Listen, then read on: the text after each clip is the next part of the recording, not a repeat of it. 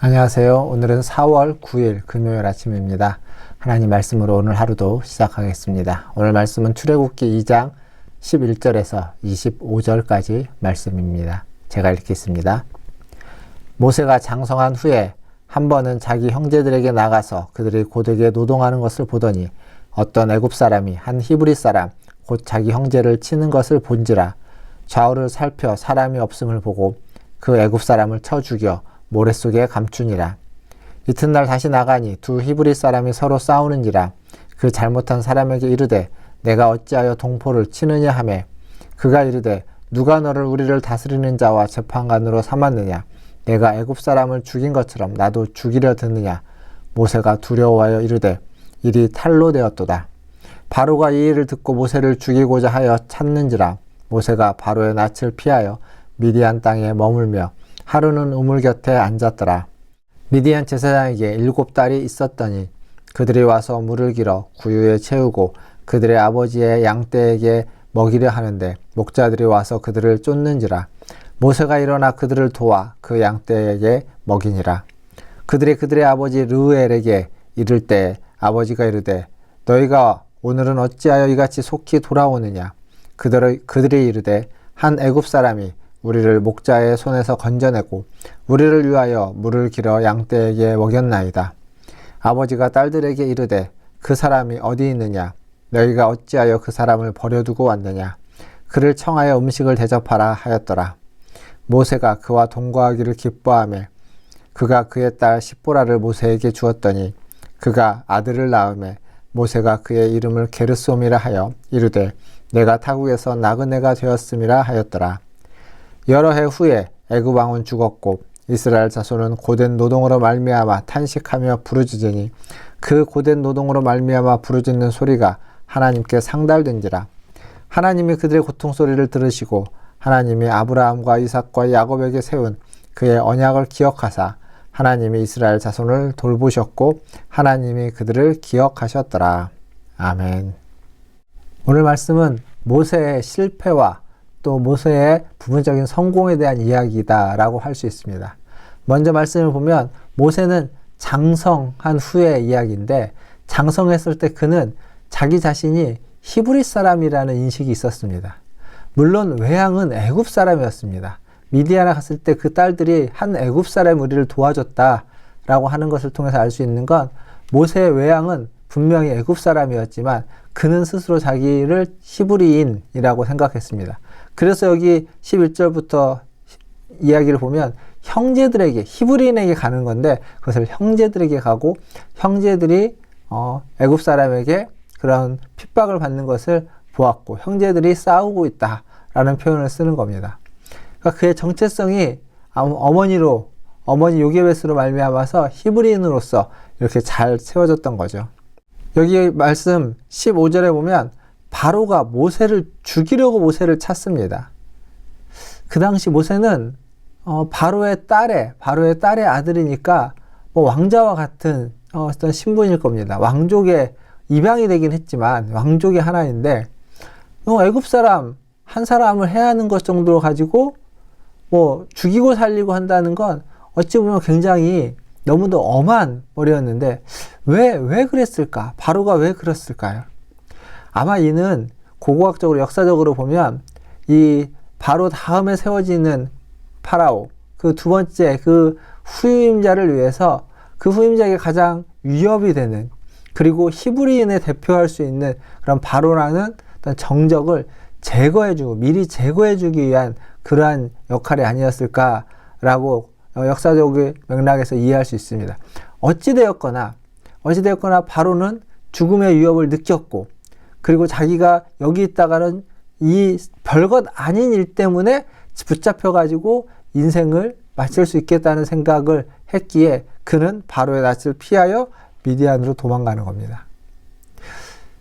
바로는 정체성이 분명했고 그리고 바로는 열정이 있었습니다.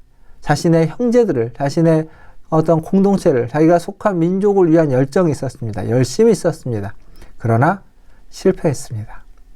도망갈 수밖에 없었습니다. 그들에게 인정받지 못했습니다.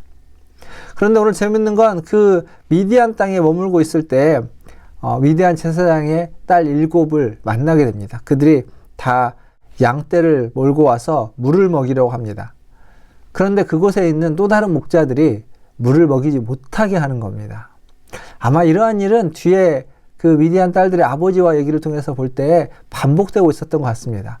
어떻게든 그들을 설득하든 그들에게 양해를 구해주든 뭔가 대가를 지불하든 어떤 식으로 어떤 협상을 통해서 시간을 오래 걸려서 겨우겨우 양떼에게 물을 먹이고 늦게야 돌아왔던 것 같습니다.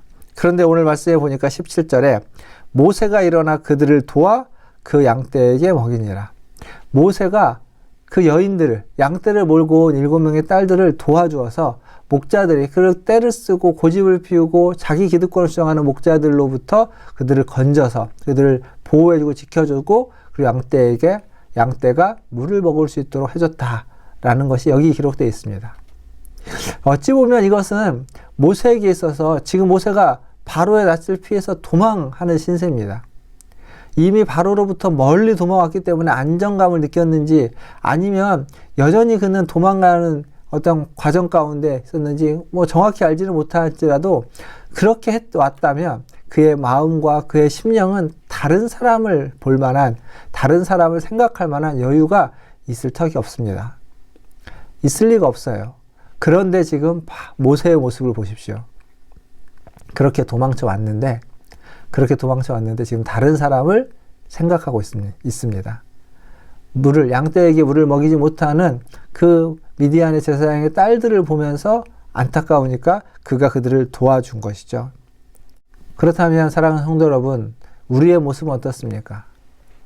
어렵고 힘들기에 지금 도망자와 같은 어떤 그런 절체절명의 위기에 있기에 나에게 좀 도움이 되달라고, 나를 좀 도와달라고, 나에게 힘이 되어달라고 요구는 하지만 그 상황 속에서 정말 도움이 되고 힘이 되고, 아니 어쩌면 나보다 상황은 좋지만 나의 한마디, 나의 펼치는 손 하나가 필요한 사람, 그 나의 도움이 필요한 사람에게 나는 무엇을 하고 있습니까?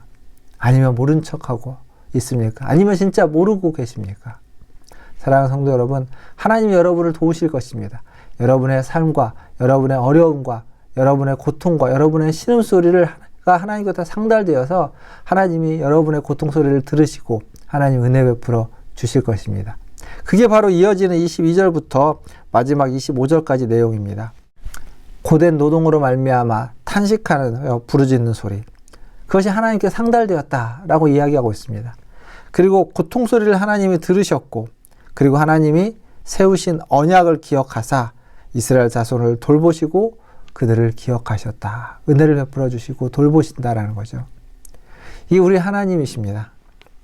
우리의 고통에, 우리의 부르짖음에 반응하시는 하나님, 하나님이 세우신 언약을 기억해 주신 하나님, 그리고 그 언약에 근거하여 우리를 돌보시고 우리를 항상 기억하면서 우리를 살펴주시고 우리를 바른 길로 인도해 주신 하나님, 그 하나님이 저와 여러분의 하나님이신 줄 믿습니다.